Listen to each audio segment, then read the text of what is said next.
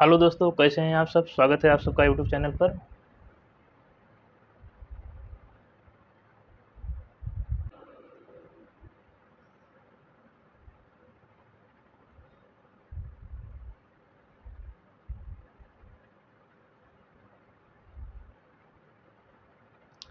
चलिए आज शुरू करते हैं दूसरा पार्ट। कल हम स्वर पढ़ लिए थे, आज उसी के आगे एक बार रिवीजन करेंगे, फिर उसके आगे व्यंजन की तरफ बढ़ते हैं।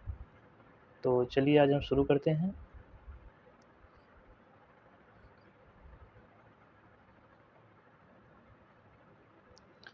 स्वर,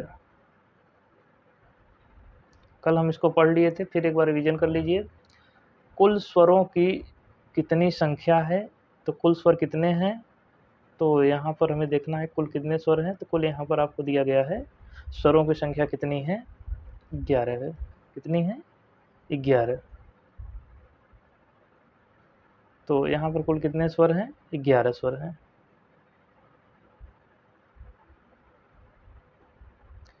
तो इसमें देखिए स्वर कितने प्रकार के हैं।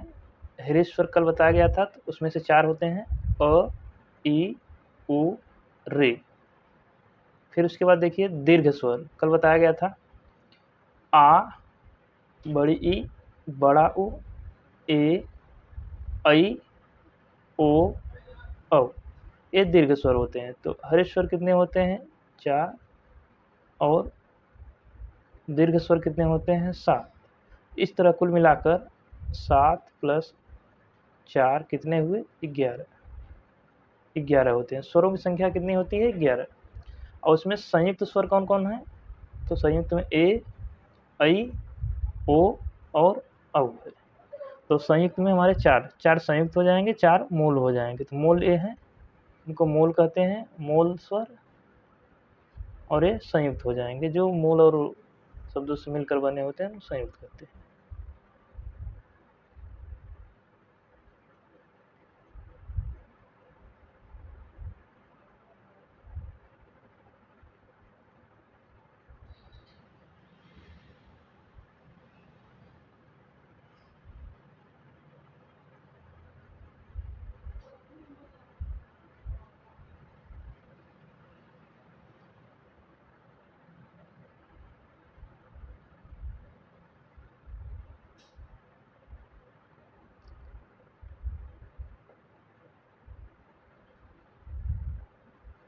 चलिए अब व्यंजन देखते हैं।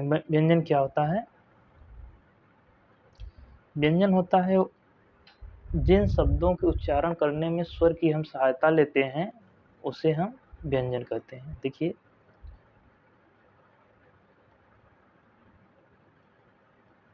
जिनके, क्या बोले इसको,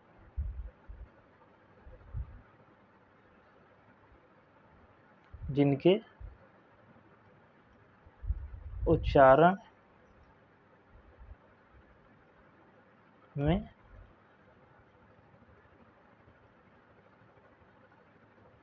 स्वरों की सहायता लेते हैं, उन्हें हम व्यंजन कहते हैं। तो चलिए देखिए, सबसे पहले क वर्ग दिया गया है। तो यहाँ क वर्ग का मतलब हुआ कि क में जितनी 5 अक्षर आते हैं क में, तो एक क को मिला के क वर्ग कर दिया गया है पूरे इस श्रृंखला को।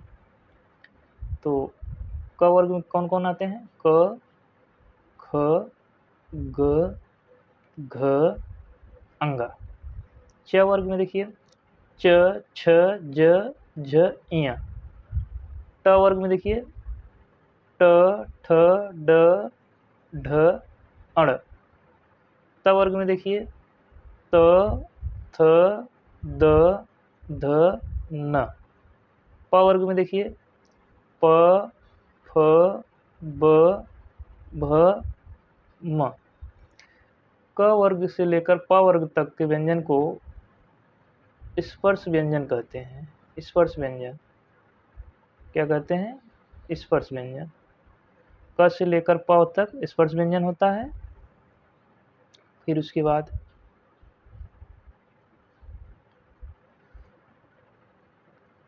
क से लेकर प तक स्पर्श व्यंजन हो गया। उसके बाद अंतस्थ। अंतस्थ व्यंजन देखिए अंतस्थ व्यंजन कुल मिलाकर 4 होते हैं, 4 अंतस्थ होते हैं। कौन कौन है देखिए, य, र, ल, व। इनको याद करने के लिए आप ऐसे भी याद कर सकते हैं, यण, यण में जो शब्द आते हैं वही हैं। यण में कौन कौन शब्द आते हैं, य, र, ल, व, 4 शब्द आते हैं। प्रत्याहार है, संस्कृत का है, तो इसको इति संज्ञक कहते हैं, इसको नहीं गिना जाता है। तो य, र, ल, व 4 यहाँ आपके अंतस्थ व्यंजन हो जाएंगे। फिर ऊष्म, ऊष्म व्यंजन 4 ये भी होते हैं। तो ऊष्म कितने होते हैं, 4। कौन कौन से हैं, स, स, स, ह। तीनों प्रकार के जो स हैं ये ऊष्म में आ जाते हैं।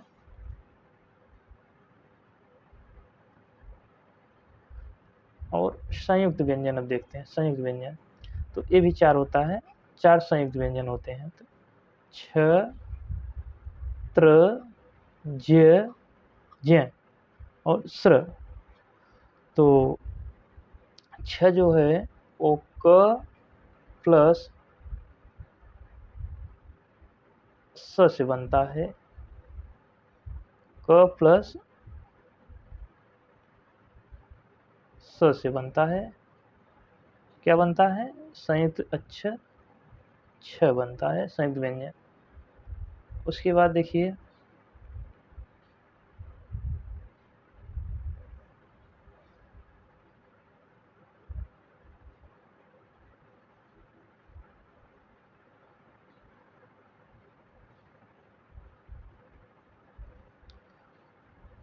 त्र, त्र किससे बनता है, त्र बनता है त प्लस र से। ज्य किससे बनता है, ज्य बनता है ज्य प्लस यहाँ से। फिर उसके बाद देखिए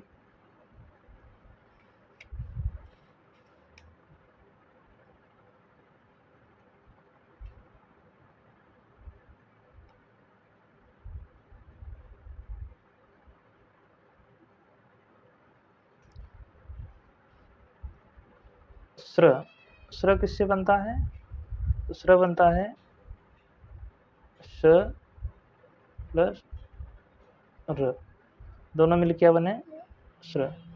तो आपने देख लिया कि हमारा संयुक्त व्यंजन कैसे कैसे बनता है। चलिए नेक्स्ट, द्विगुण व्यंजन।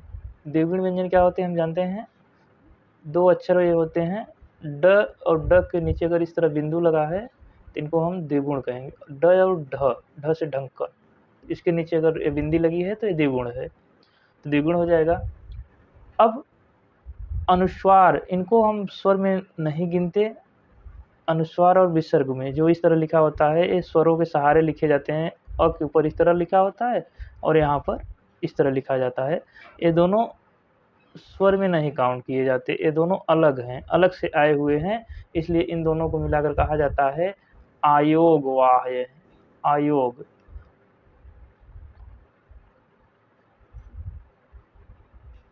ये क्या कहे जाएंगे, ये दोनों मिला कहे जाएंगे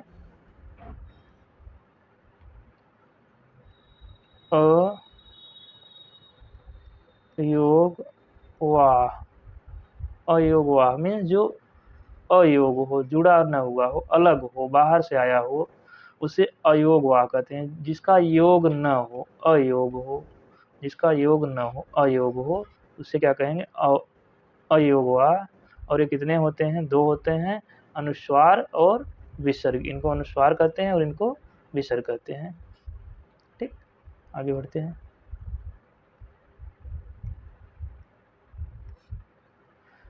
फिर एक बार जल्दी से देख लेते हैं क्या क्या होता है। कुल स्वर कितने हैं, 11 है। कुल व्यंजनों की संख्या 39 है। 39 में क्या है, 25 मूल व्यंजन है, 4 अंतस्थ हैं, 4 ऊष्म हैं, 2 उत्क्षिप्त या अयोगवा हैं और 2 द्विगुण हैं।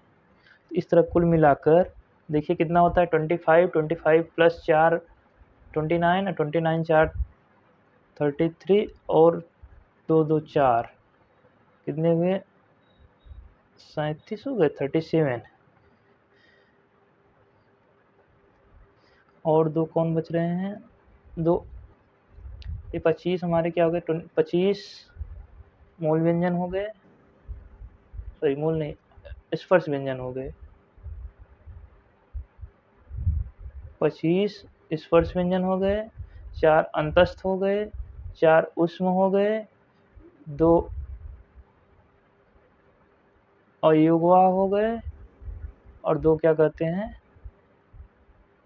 इसको हटाओ तो फिर से देखिए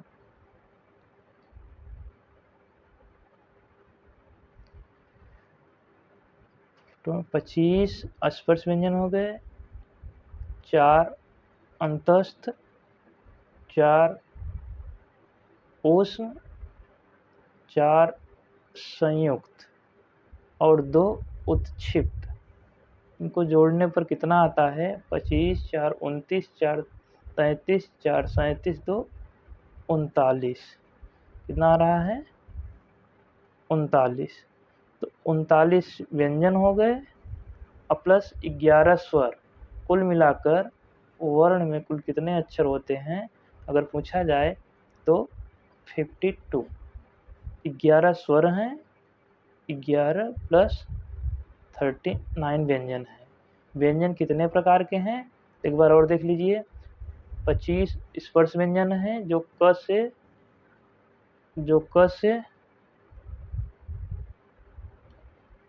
से म तक होते हैं स्पर्श व्यंजन और 4 अंतस्थ 4 ऊष्म 4 संयुक्त और 2 उत्क्षिप्त या द्वित्व व्यंजन कहते हैं इनको द्विगुण द्विगुण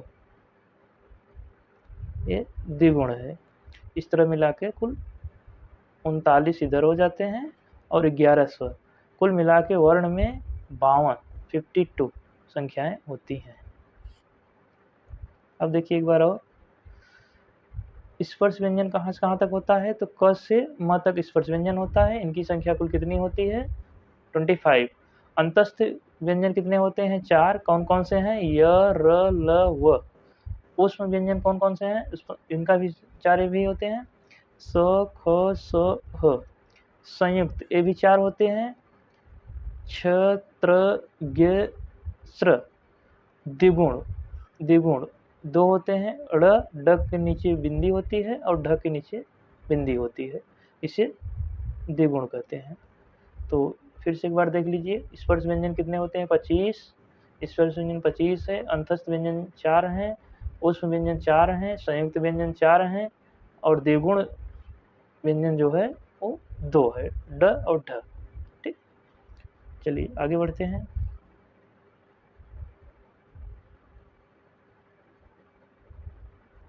अब आपके लिए कुछ प्रश्न आ गए हैं चलिए इनको अच्छे से पढ़िए और करिए।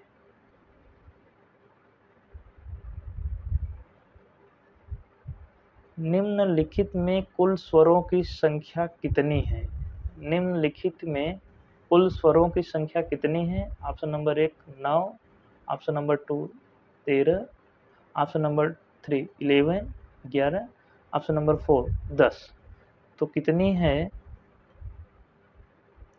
तो अभी आपको बताया था कि स्वरों की संख्या कितनी है स्वर हिंदी में स्वर 11 होते हैं और अनुस्वार और विसर्ग ये 2 नहीं काउंट होते इनको अयोगवा कहते हैं। तो इस तरह ऑप्शन नंबर कौन सा सही हो जाएगा 3rd कितने हो जाएंगे 11। तो कितने स्वर हैं स्वरों की कुल संख्या कितनी होती है 11। अगर कहीं पर 13 दिया है और 11 नहीं दिया है वहाँ पर तब आपका 13 भी सही कर सकते हो। अगर 13 नहीं दिया है तब 11 दोनों में से कोई एक दिया रहेगा, ऐसा नहीं है कि 13-11 दोनों दे दे। यहाँ पर तो दोनों दिया है तो 11 ही मानते हैं क्योंकि उनको जोड़ा नहीं जाता।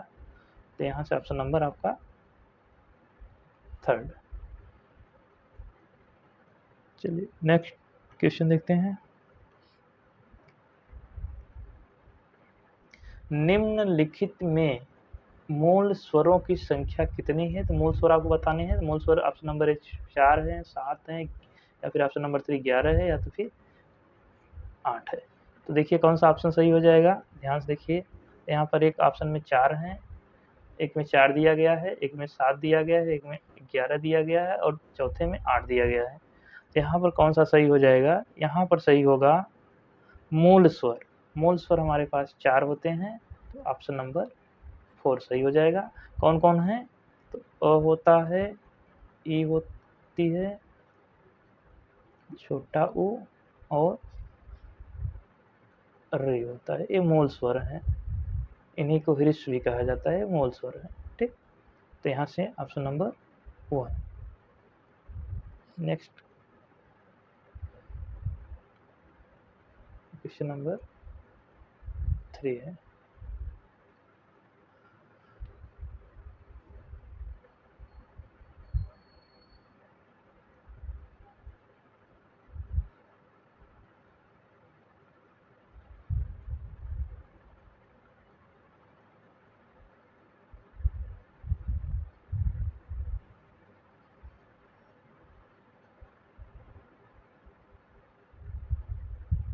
क्वेश्चन नंबर 3 है, निम्नलिखित में मूल स्वर कौन सा है? मूल स्वर आपको बताना है। तो मूल स्वर अभी हमने बताया 4 होते हैं। कौन कौन सा होता है? अ, ई, उ, रे। देखिए किसी में है, इसमें है, इसमें अ, आ, गलत, उ, बड़ा ऊ, छोटा ऊ, बड़ा ऊ, ये भी नहीं होगा। ए, ओ, ये भी नहीं होगा। तो हमारे पास क्या बच रहा है? ऑप्शन नंबर 4, अ, ई, उ, रे। चारों हैं, तो हमारा यही ऑप्शन सही हो जाएगा। तो कह रहा है कि मूल स्वर कौन सा है? तो मूल स्वर में आपको जितने दिए होते हैं सब दे दिया गया है ऑप्शन नंबर 4 में। तो हमारा मूल स्वर क्या होगा? मूल स्वर होगा, ठीक। चलिए नेक्स्ट, इसमें दिया गया है ऑप्शन नंबर, क्वेश्चन नंबर 3 में मूल व्यंजनों की संख्या है। मूल व्यंजन बताना है, कुल कितने मूल व्यंजन होते हैं। तो मूल व्यंजनों की संख्या कितनी होती है आपको बताना है। तो सबसे पहले आप ध्यान से पढ़िए और समझिए क्या है।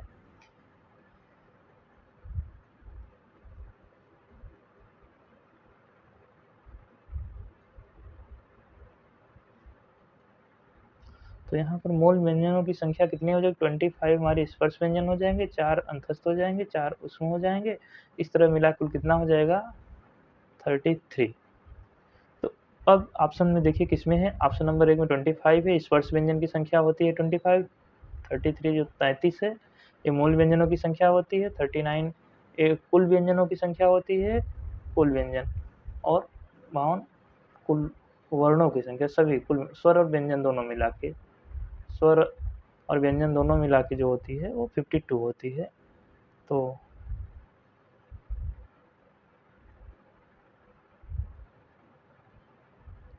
यहाँ पर ऑप्शन सही हो जाएगा, मूल व्यंजन पूछा है तो मूल व्यंजन के लिए 33 करेक्ट।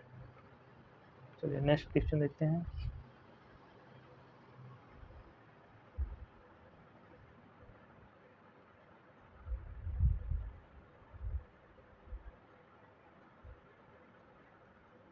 चार नंबर है, निम्नलिखित में अंतस्थ, ये नहीं होगा, गलत है, अंतस्थ, अंतस्थ, निम्नलिखित में अंतस्थ व्यंजन व्यंजनों को पहचानना है। ये प्रश्न कुछ गड़बड़ है। निम्नलिखित में अंतस्थ व्यंजनों की संख्या या अंतस्थ व्यंजन कौन है?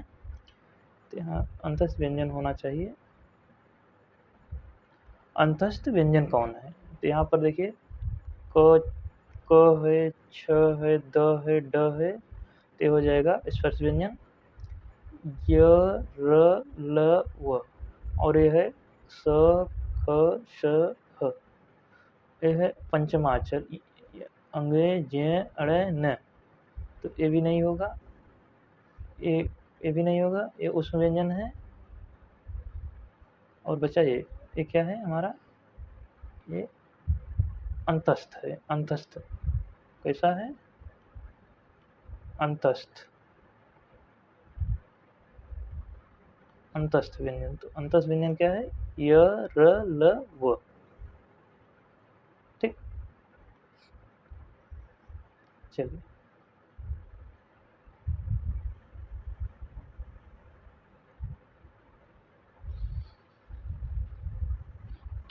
निम्नलिखित में ऊष्म व्यंजन कौन से हैं। ऊष्म, अभी वहां पूछा गया था अंतस्थ, यहाँ ऊष्म पूछा गया है, सेम प्रश्न है, सेम ऑप्शन भी है। ऑप्शन नंबर 1 क छ द ड, ऑप्शन नंबर 2 य र ल व, ऑप्शन नंबर 3 स स श ह अंग य ड़ न। तो यहाँ पर ऑप्शन नंबर आपका क्या सही हो जाएगा, ऑप्शन नंबर यहाँ पर ऊष्म पूछा, क्या ऊष्म पूछा है, तो ऑप्शन नंबर 3 सही हो जाएगा। चलिए नेक्स्ट,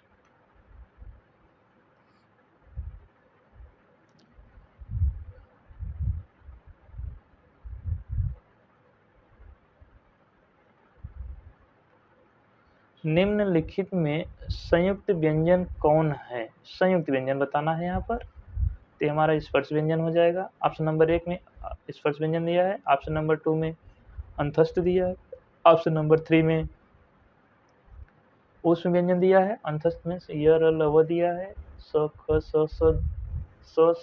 ह दिया है, और ऑप्शन नंबर 4 में स्र गे त्र छ, स्र गे त्र छ। तो ऑप्शन नंबर आपका 4 सही हो जाएगा। एक बार देख लीजिए कौन किससे बनता है। तो देखिए छ किससे बनता है, छ बनता है क प्लस श से, त्र बनता है त प्लस र से, जे बनता है जे प्लस यहाँ से, और श बनता है श प्लस र से। तो हमारे संयुक्त व्यंजन है, तो संयुक्त व्यंजन कितने होते हैं, 4। चलिए नेक्स्ट, बस आज के लिए समाप्त।